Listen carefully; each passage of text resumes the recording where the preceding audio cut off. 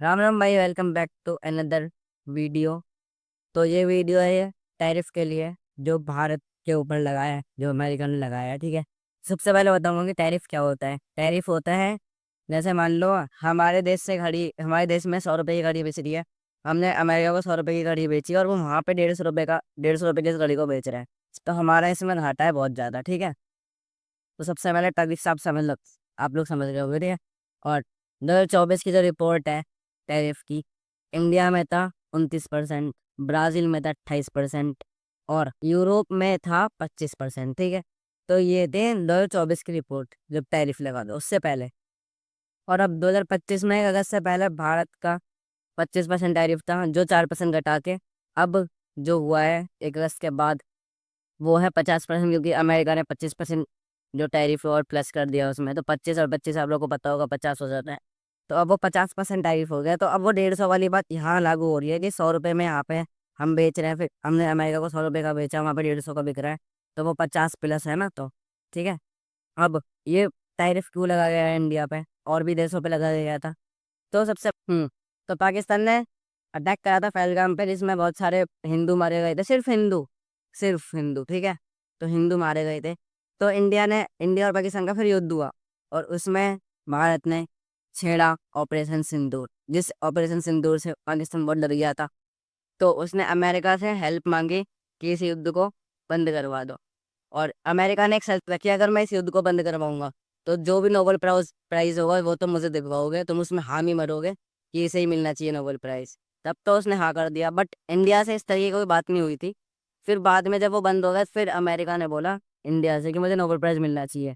पर इंडिया ने इसे मना कर दिया कि नहीं, ऐसा तुमने हमारे पास कोई वो नहीं भेजा, कोई साइन करने को ये नहीं बोला कि मैं तुम्हें नोबेल प्राइज दूंगा। हमने तो कहा नहीं था कि तुम ये युद्ध बंद करवाओ। ठीक है, तो ऐसे भी अमेरिका किसी का सगा नहीं है। अब इसे नोबेल प्राइज जब जैसे किसी एक देश को मिलता है ना, तो सारे देशों की सहमति चाहिए होती है। अगर एक भी देश की सहमति नहीं है तो उस देश को या फिर उस देश के राष्ट्रपति को वो नोबेल प्राइज नहीं मिलेगा। और इसमें अगर इसमें किसी की सहमति नहीं थी, पाकिस्तान को छोड़ के। इंडिया की भी नहीं थी, चाइना की भी नहीं थी, रसिया की भी नहीं थी। तो अब ये इंडिया, रसिया, चाइना ये सब दोस्त है। और चाइना तो अपनी इंडिया से बना के रखता है, क्योंकि बहुत सारे एक्सपोर्ट वो होता है। ठीक है, तो ये सब दोस्त हैं, इन सब ने मना कर दिया कि ऐसा कोई बात नहीं हो, ये सब, क्योंकि अमेरिका हर चीज़ में आके दखल डालता है और ये किसी का सगा नहीं है, तो हमें भी पता होगा। ठीक है, तो इसलिए फिर अमेरिका ने ये लगा दिया टैरिफ। अब बात करते हैं हम कि ये तो एक बार दोबारा पहली वीडियो में मैंने बात कर रखी है, और एक बार दोबारा करता हूँ। अगर मेरी ये वीडियो किसी भी पुलिस ऑफिसर तक पहुँच रही है तो मेरी बात माने। ठीक है, हम जैसे इन्फ्लुएंसर और बहुत सारे लोग हैं, वो सेफ नहीं है इस टाइम पे कि हम आवाज़ उठा रहे हैं अपने देश के लिए, तो हम सेफ नहीं है। क्योंकि अगर हम बोल रहे हैं अपने धर्म के लिए, या हम कुछ भी बोल रहे हैं, तो उससे हमें धमकाया जा रहा है, कुछ भी करा जा रहा है। तो ऐसे एक केस एक एलविश यादव है यूट्यूबर। ठीक है,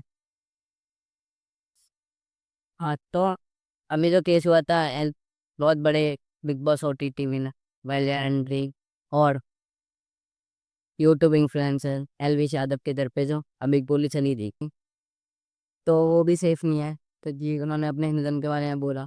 अब क्या मिलता है अगर वो हिंदुज़म के लिए बारे में आवाज़ उठाते हैं? हमें कुछ नहीं मिलता है ना, इन्हें कुछ मिले या ना।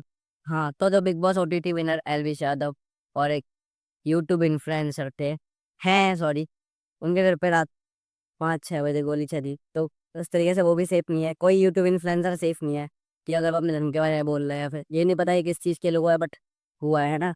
और हम ही नहीं, हमारी इधर की बहन बेटियां भी सेफ नहीं है। जो अभी हरियाणा में केस हुआ है, तुम्हें तो पता होगा मनीषा के बारे में ना।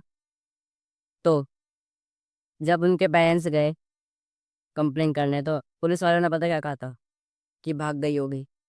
ये चीज़ मैंने हमेशा मूवी में सुनी है, बट ये मैंने रियल में देखा, सुना कि भाग गई होगी।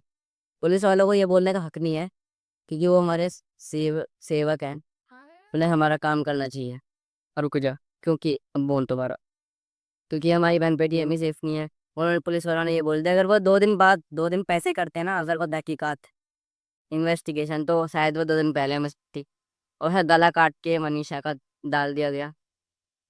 हम्म, तो ये मैं सुन के आया हूँ रियल में, ये सारी बात सच है। ये मैं कुछ भी नहीं ऐसे बोल रहा कि मैंने यहाँ से उठ के बोल दिया, सोचो उठा और बोल दिया। ठीक है, तो सारी सारी वो करके मैं रिसर्च करके बोलता हूँ। तो अगर मेरी किसी भी पुलिस वाले, किसी हरियाणा पुलिस, दिल्ली पुलिस में पहुंच रही है, तो प्लीज़ ये कुत्तों को रिमूव मत करो स्ट्रीट से, ठीक है। और अपना काम करिए ढंग से, सारा कुछ जो चीज़ है वो टाइम पे करिए। ये जो सरकार भी, दिल्ली सरकार अगर मेरी पहुंच रही है बीजेपी या किसी भी सरकार वाले पे, तो हमारे यहाँ के रोड भी भाई सही करवाओ, ठीक है। ये एक मेरे जरिए अगर किसी पे भी बात पहुंचती है, तो मैं ये नहीं कह रहा कि कोई भी गलत है या सही है, बट लोगों को यार इतना भी पीछे मत पड़ो कि वो दिल से बद्दुआ दे किसी को भी, है ना। और मेरा ये सब इसे वीडियो बनाने का यही था कि सब अपना काम ढंग से करें। और ये टैरिफ वाली बात से थोड़ा गौर करना, ही न्यूज़ पे चल रही है आजकल। अगर कोई भी बंदा न्यूज़ देखता हो, जब इस वीडियो को देख रहा है, तो इस वीडियो को फैलो जैसा लोगों पे पहुंचे। और ये जितने भी लोगों पे पहुंच रही है, वो सब इस चीज़ पे गौर करें कि मैं सही बोल रहा या गलत बोल रहा हूँ। मुझे कमेंट में बता देना एक बार कि मैंने क्या बोला, सच बोला है, झूठ बोला, कुछ भी बोला हो, ठीक है। तो फिर इस वीडियो को एंड पे अगली वीडियो में मिलता है, ठीक है। तो अपना नाम भाई सारे भाई को, ठीक है। मिलता है अगली वीडियो में।